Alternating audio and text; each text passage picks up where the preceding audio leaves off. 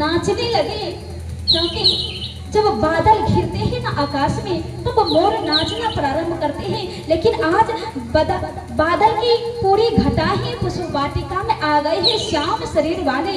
आप राघव जी को देख करके मयूर नाचने लगी। आज सखियां जैसे ही जानकी जी को लाए और जानकी जी राम जी को देखते हैं, राम जी जानकी जी को, राम देखे सिया और सिया राम को, दोनों अखियां लड़ी की लड़ी रह गई। आज सखियां सब गाती है, राम सिया के मधुर मिलन में, राम सिया के मधुर मिलन में, पुष्प बगिया हर सायन कोयलिया कजरे गाए, कोयलिया कजरे गाए, कोयलिया कजरे गाए, कोयलिया कजरे गाए, बोलो सब राम कृष्ण की जय हो।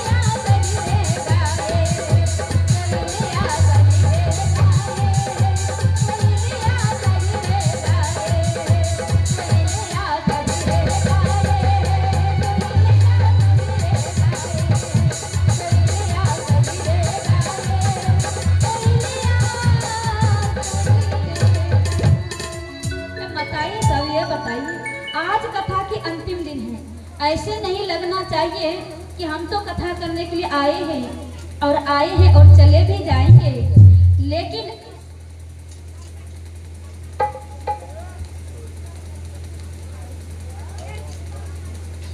आइए हमारे आदरणीय पूज्य बाबा जी की तरफ से प्रभु के चरणों में 101 रुपए का दान आए हैं। बड़ों के चरणों में कोटि कोटि नमन। छोटे भाई बहन को भगवान गुरु की ओर से शुभ प्यार। बोली प्रेम श्री राजा रामचंद्र की। आज भगवान भूत बाबा ने कथा मैया भवानी को सुनाई, लेकिन आज स्वयं सखियां बनकर के आई है प्रभु के विवाह कराने के लिए। और माताएं बहनें, आप सभी भगवान के विवाह में आनंद लेंगे, रात्रि की तरह, राम जन्म की तरह। लेकिन ऐसे नहीं, जब तक ताली नहीं बजाएंगे, जयकारे नहीं लगाएंगे, अभी भगवान श्री रामचंद्र जी और मैया जानकी की मधुर मिलन में बागों की कोयल, पक्षी, चिड़ै चुनमुन सभी चहक रहे हैं, पुष्प खिल रहे हैं, प्रभु की मधुर मिलन में गुणगान कर रहे हैं।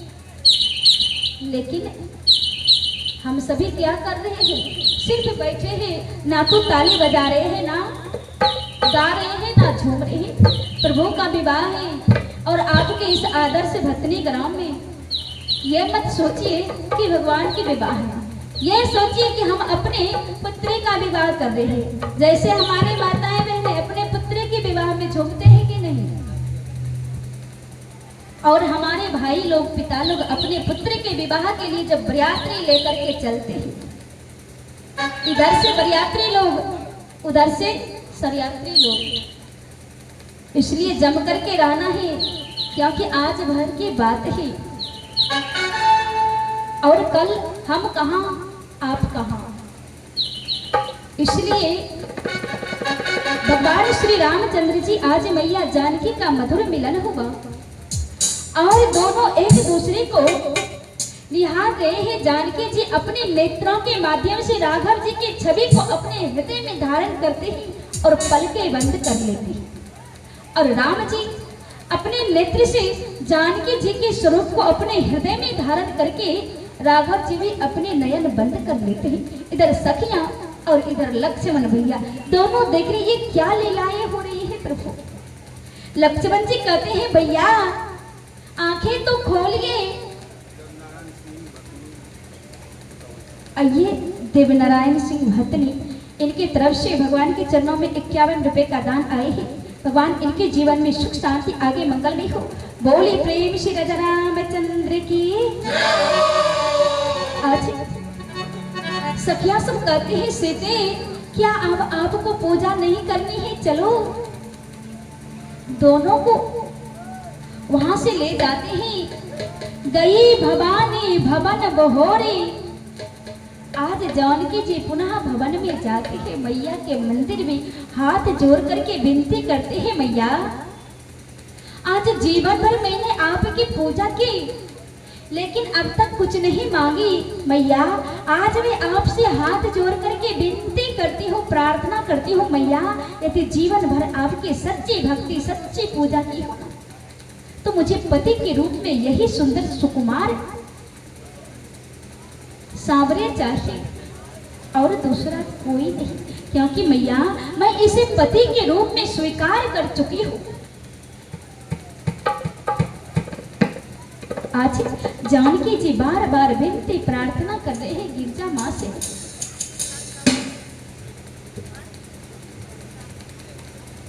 आज मैया जानकी के बानी को सुनकर के भाई प्रेम बस विनय भवानी खसी माला मूर्ति मुस्कानी। आज विनय के बस, भाव के बस, जो जानकी जी पूजन के वक्त माला पहनाए थे किशोरी जी को, आज जानकी जी के प्रेम, उनके भाव को देख करके चरणों में पड़ी जानकी जी विनती कर रहे मैया कोई तो संकेत दीजिए कि वह माला गिर करके जानकी जी के गले में पड़ जाती। आज जानकी जी कहते हैं मैया ये तो संकेत दे दिए, लेकिन मैया एक दुविधा है। वहां बाग में 2 कुंवर है, लेकिन कौन से आज माँ गिरजा कहते हैं सुनो से से हमारे पूजन मन का माना तुम्हारे।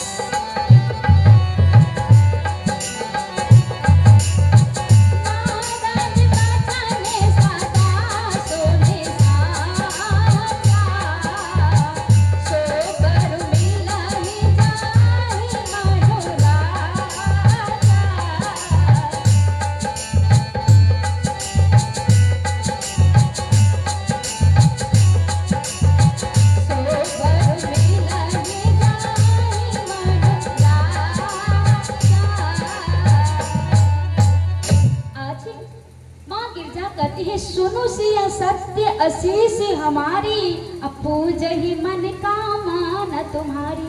तुम्हारी मनोकामना जो है, तुम्हारे मन में जो कल्पना है वही होगा। लेकिन आज जानकी जी दुविधा में है मैया। बाग में तो 2 कुमार हैं, लेकिन कौन वाले हैं ये तो स्पष्ट करके बताइए, क्योंकि जब तक आप बताएगी नहीं तब तक मैं तो दुविधा में रहूंगी कि मेरे हृदय में कौन है। नारद वचन सदा सुने साचा कि सीते देव ऋषि नारद की बातें झूठी नहीं हो सकती, और तुम्हारे हृदय में जो वर रचा है ना, तुमने अपने मन में कल्पना की हो ना, वही वर तुम्हें मिलेंगे। कहा मैया ऐसे काम होने वाले नहीं है, एक गोरे है एक सांवले है, लेकिन मेरे हृदय में कौन से स्वरूप, किस रूप वाले को मैंने अपना पति माने है। माँ जब तक आप नहीं बताओगी ना तब तक मुझे संतुष्टि नहीं मिलेगी।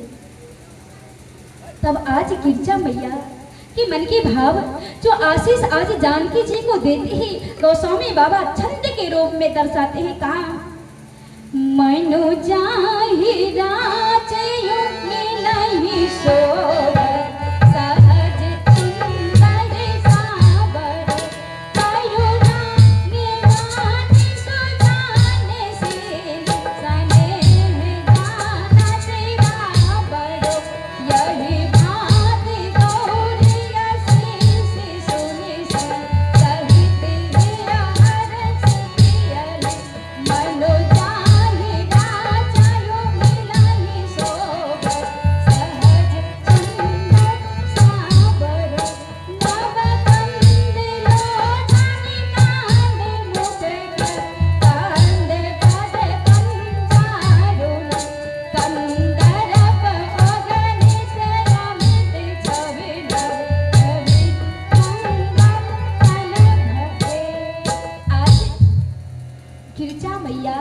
जानकी जी को आशीर्वाद देती है। जानकी मन जाहि राचयु मिलहि सोबर, सहज सुंदर सावरो।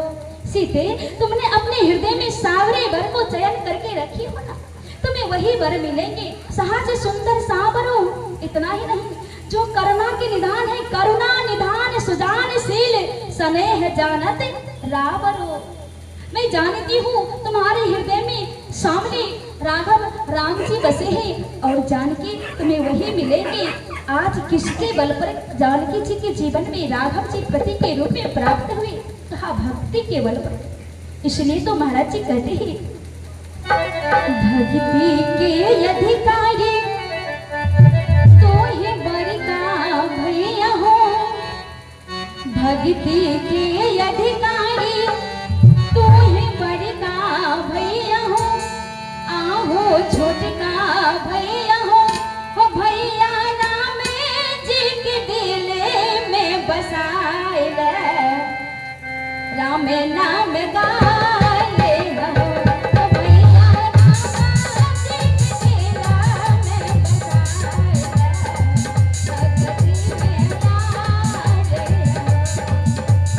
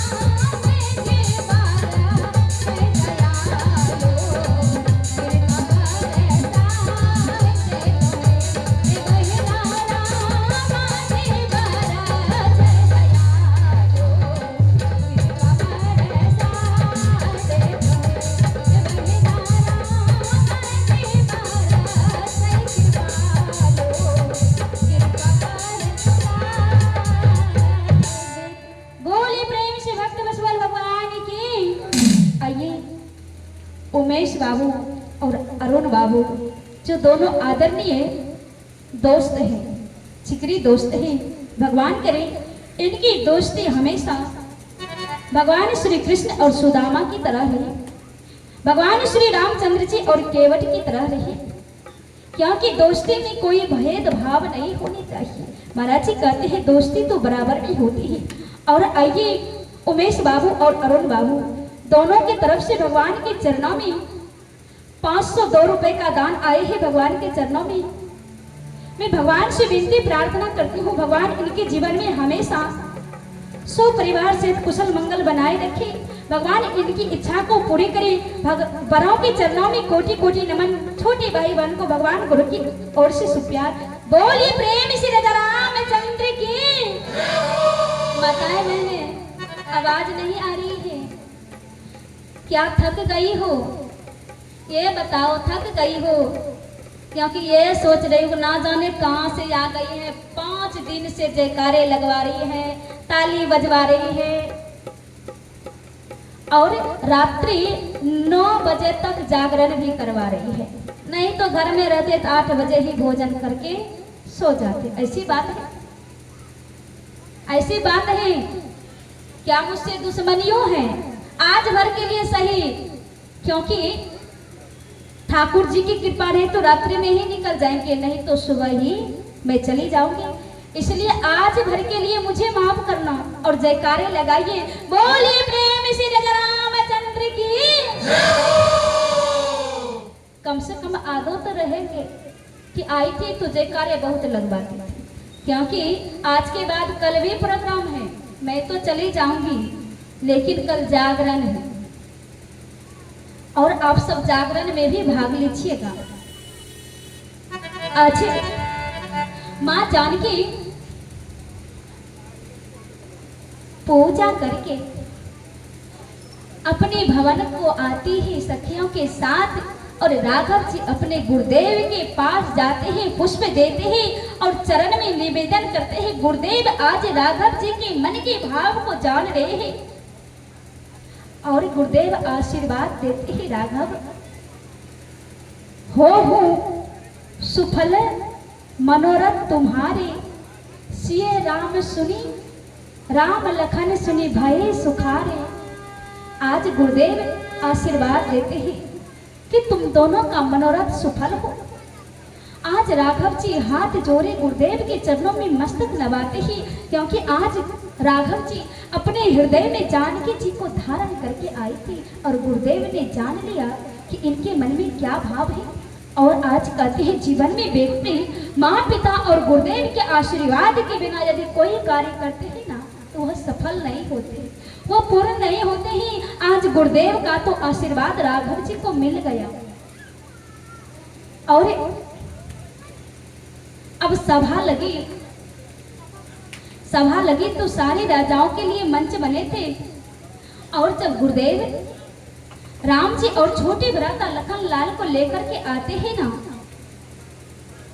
धनुष यज्ञ की सभा में, सब मंचनते मंच एक सुंदर विशद विशाल। आज उनके लिए सब मंचों से अलग मंच बने थे, सुंदर और विशाल यानी उच्च बने थे, जिन पे गुरुदेव छोटे भ्राता लखन लाल और राघव जी के साथ पधारे।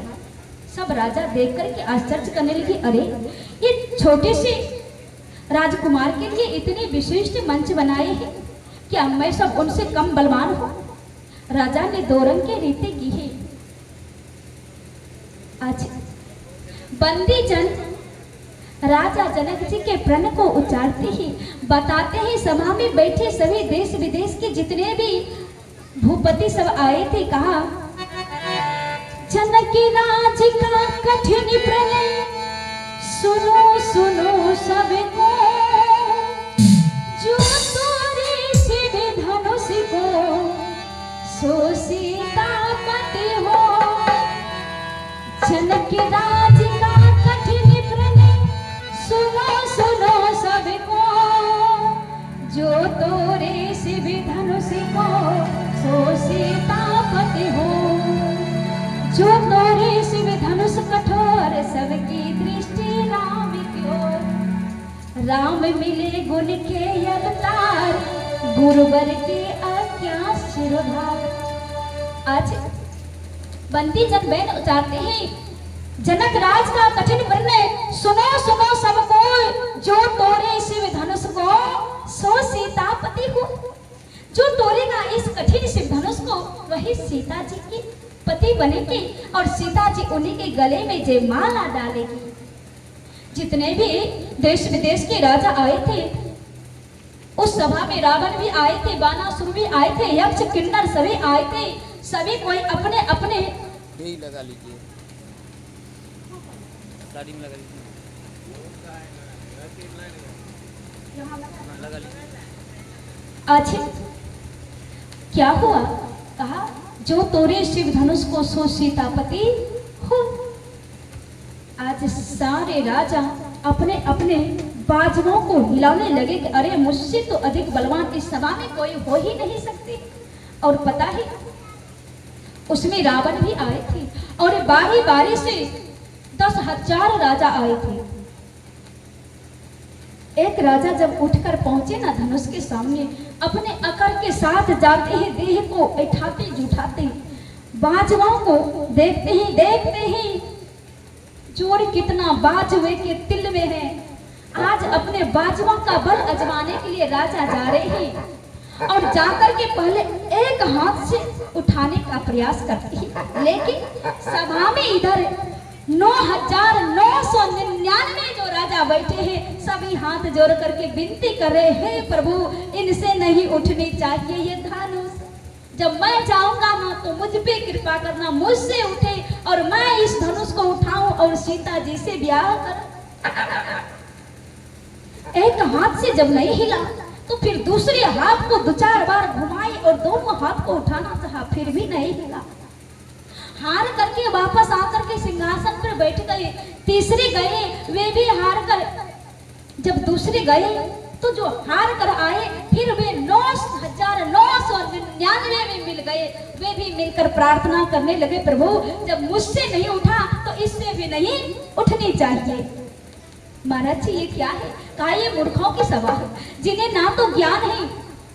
कहा यदि सभा में गए हैं, यदि अपने शक्तियों का बल का यदि आपको अभिमान हो गया ना तो आप जीवन में कुछ भी हासिल नहीं कर सकते, कुछ भी नहीं कर सकते।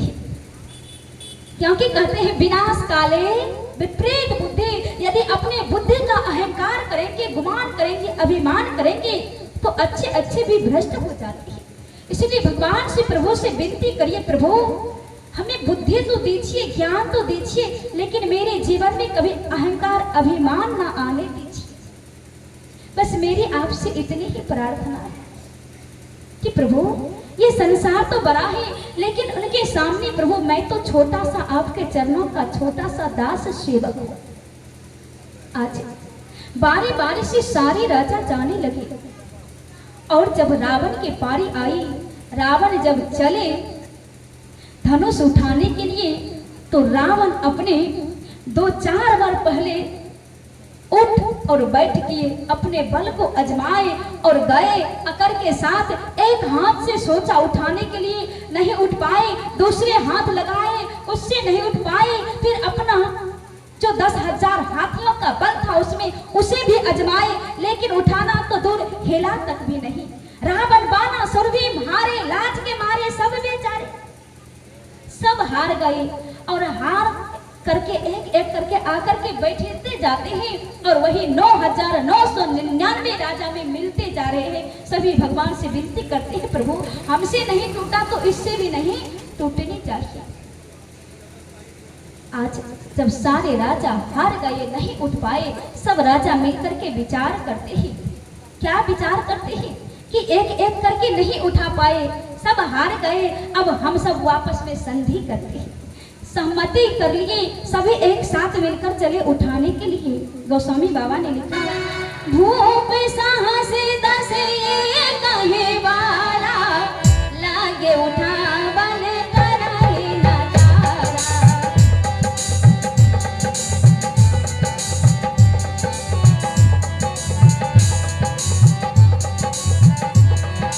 भूप साहस दस ये कहे वाला, लागे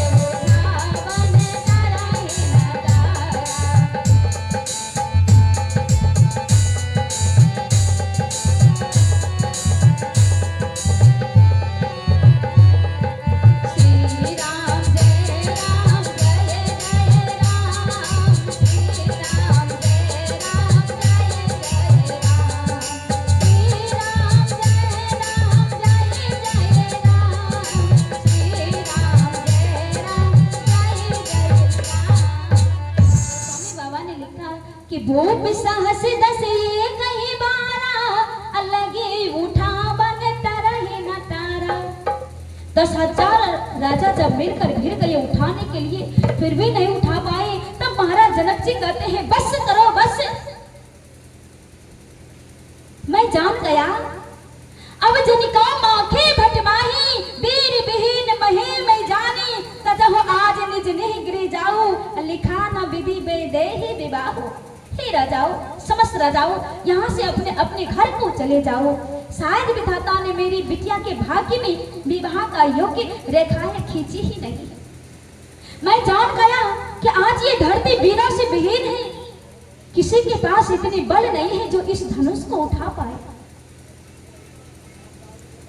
और महाराज जी पता है कि सारे राजा एक एक करके क्यों हार गए। एक तो अभिमान रहित गए, दूसरे आज जिस जगह पे धनुष रखी थी वहां की धरती माता देख रही है, क्योंकि आज जानकी जी धरनी सुता है, धरती मां से प्रकट हुई है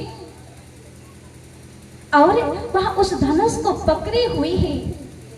क्योंकि जब भगवान का अवतार हुआ ना, तो धरती माता बिट्टी लेकर गए थे, अतिशय देखी धर्म के गलानी, परम सभेत धरा अकुलानी। जब भगवान का अवतार हुआ ना, तो जानकी जी का भी अवतार हुई और धरती से प्रकट हुई आज जानकी जी। इसलिए धरती मां उसे पकड़ के रखी है धनुष को, कि मैं भी देखूं कि मेरी पुत्री के भाग्य में कैसा वर है। जो घर बर कुल होए अनुपमा करहि विवाह, सुता अनुरूपा। धरती मां भी सोच रही है, ऐसे अहंकारी अभिमानी के संग में अपनी बिटिया का क्यों विवाह करूं, इसलिए धनुष को कस करके पकड़ी और जानकी जी धरती से अवतरित हुई। और महाराज जनक जी जीवन में बहुत कठिन तपस्या की है, तब जाकर के उनके घर में जानकी के रूप में पुत्री आई। आज महाराज जनक जी पहले राजा पद्माक्ष के नाम से थे, और महाराज जी ये कथा है आनंद रामायण में कि राजा पद्माक्ष ने अपने पुत्री के लिए कितनी कठिन तपस्या की थी। 21,000 वर्ष जब भगवान की तपस्या की, नारायण की धर्मपत्नी लक्ष्मी की तपस्या की, ताकि मेरे घर पुत्री के बन रूप में लक्ष्मी स्वयं बनकर के पुत्री मेरे घर में आए। आज पद्माक्ष की तपस्या को देख करके माता लक्ष्मी प्रसन्न हो गई और प्रकट हो जाती है कि हे पद्माक्ष, आज मैं तुम्हारी भक्ति से प्रसन्न हूं, बोलो क्या चाहिए। तब आज राजा पद्माक्ष हाथ जोड़ के कहते हैं, माता यदि आज आप मेरी भक्ति से प्रसन्न हैं तो मेरे जीवन में कुछ नहीं चाहिए, केवल आप हमारे घर बिटिया बन करके आ जाइए। आज लक्ष्मी मैया निवेदन करते हैं, हे राजा, मैं स्वतंत्र नहीं हूं, मैं श्री हरि नारायण की पत्नी हूं। यदि आप हमें पुत्री के रूप में पाना चाहते हैं ना, तो आपको स्वयं नारायण की तपस्या करनी होगी और उन्हीं से मुझे आपको मांगनी होगी, फिर उसके बाद मैं आपके घर आ सकती हूँ। अब पद्माक्ष लक्ष्मी जी की तपस्या को छोड़ करके करना, भगवान श्री हरि नारायण की तपस्या करना प्रारंभ किए। और फिर उसके बाद भगवान श्री हरि नारायण उनकी तपस्या को देख करके प्रसन्न हो गए और प्रकट हो जाते, हे राजन, बोलो तुम्हें क्या चाहिए, तुम किस चीज के लिए इतनी कठिन तपस्या कर रहे हो, तुम्हारे पास तो किसी चीज की कमी नहीं है, धन दौलत वैभव सब कुछ है। कहा, प्रभु सब कुछ तो है, लेकिन आप हमारी भक्ति से प्रसन्न हो ना, आज जो मैं आपसे मांग रहा हूं मुझे वो दे दो। कहा, क्या चाहिए। कहा, केवल मुझे लक्ष्मी पुत्री के रूप में चाहिए। आज भगवान श्री हरि नारायण कहते हैं, तथा अस्तु।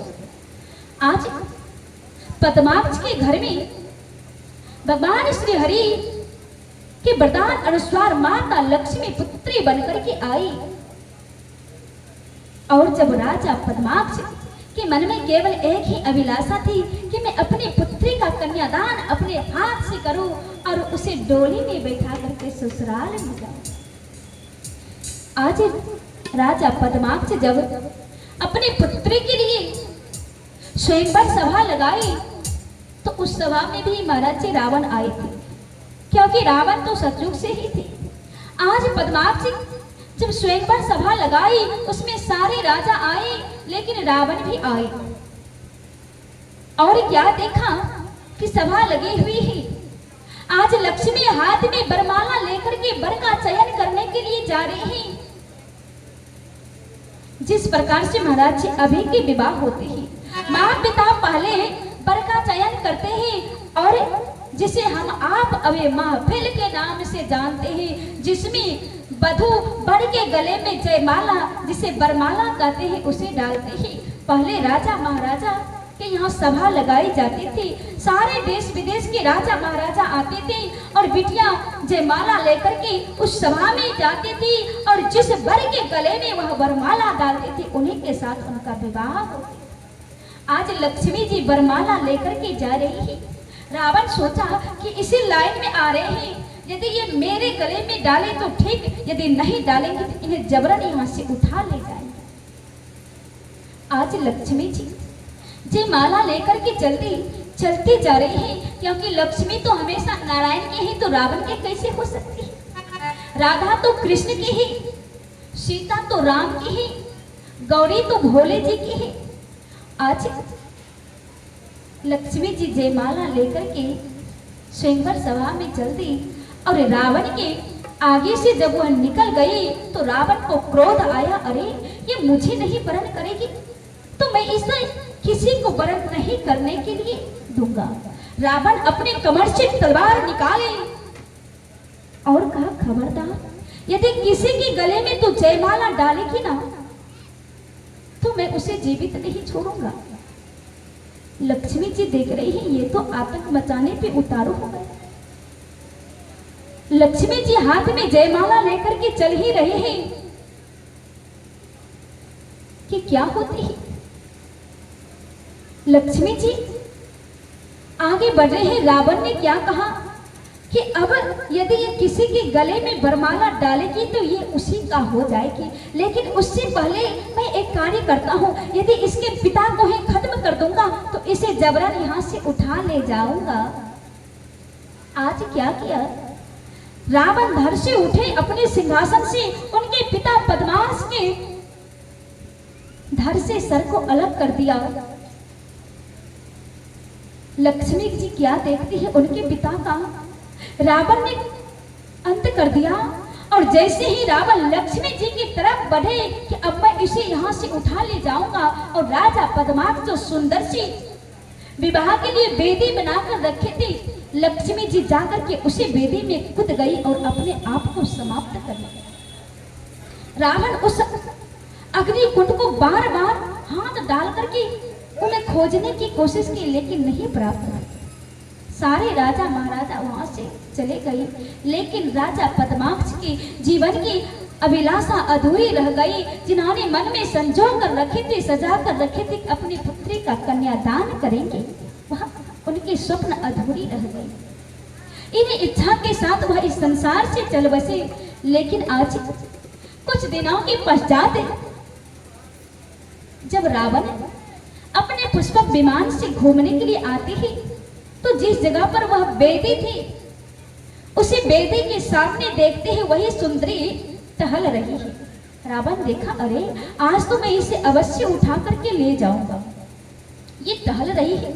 उस दिन तो मेरे हाथ नहीं आई, लेकिन आज मैं इसे छोड़ने वाला नहीं हूं। जैसे ही लक्ष्मी पुनः देखती है, रावण पुनः आ रहे हैं, लक्ष्मी जी पुनः उसी अग्नि कुंड में चली जाती है। रावण कहा, आज तुम्हें रहने की जगह मैंने देख लिया हूँ। रावण ने क्या किया, सारे राख को निकाले और उसे छान लिए। छानने के बाद क्या हुआ, उन्हें एक रत्न मिलते हैं, और उस रत्न को एक संदूक में बंद किया और सोचा, यह सुंदरी ना सही लेकिन रत्न मिला है, मैं अपनी पत्नी महारानी मंदोदरी के लिए ले जाता हूँ, और वह देखेगी तो बड़े प्रसन्न हो जाएगी। रावण एक संदूक में लिया और लेकर के चल दिए। जाने के बाद रावण एक कमरे में उस संदूक को रख दिए, और रखने के बाद महारानी मंदोदरी के भवन में जाते ही और जैसे ही गए ना, तो रावण कहते हैं, देवी आज मैं तुम्हारे लिए बड़े सुंदर से उपहार लाया हूँ। कहा बड़े दिनों के बाद सोमी पहली बार कोई उपहार लेकर के आए हो? कहा हाँ आज। जैसे ही कहा देवी जाओ कमरे में संदूक